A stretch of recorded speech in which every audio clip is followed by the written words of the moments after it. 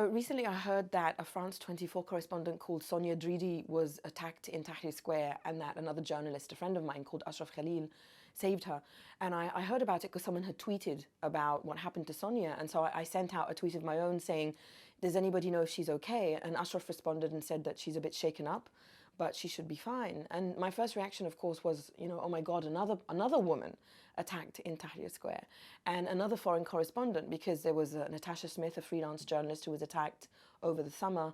There was, of course, Lara Logan on the day that Mubarak stepped down last year. There was a French journalist who was attacked very soon to the time that I was attacked, or very close to the time that I was attacked in Mohammed Mahmoud Street almost a year ago. So it's a pattern of attacking women and also women journalists. And just to give you an idea of the impunity with which these men who attack women behave, they know they're being filmed. They know that there are lots of correspondents at the time that they're doing this, but they also know that no one in the authorities is going to move or do anything to hold them accountable or put them on trial. No one who attacked Lara Logan has been caught.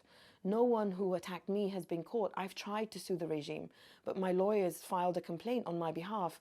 The prosecutor general has not accepted it as a case. No one, as far as I know, who attacked Natasha Smith was caught. So it's this pattern of both the regime and normal, ordinary people attacking women.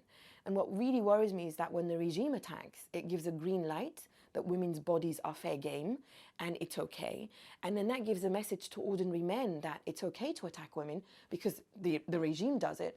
And then when none of these ordinary men or the police or anyone from the regime is put on trial, then it becomes like open season. You can attack women, and it's very upsetting that kind of just how vicious the attacks have become and how so many people just shrug them off. I think it's important to see the men who attack women like this, either in kind of street sexual harassment, whether it's catcalls or groping or more serious sexual violence in the street, as just cutting across all sectors of Egyptian society.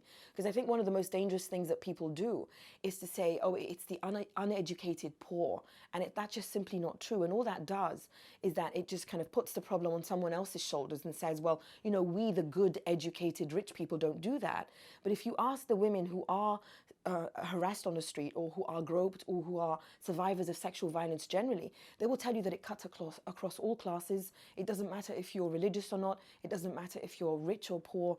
It's just men doing it to women.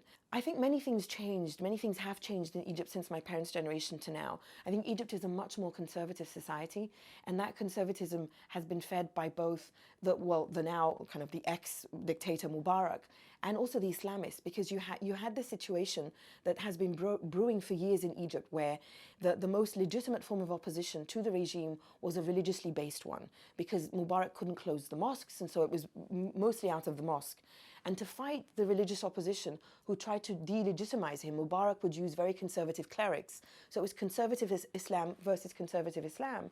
And when you have this growing atmosphere of conservatism, the people stuck in the middle the most often are women.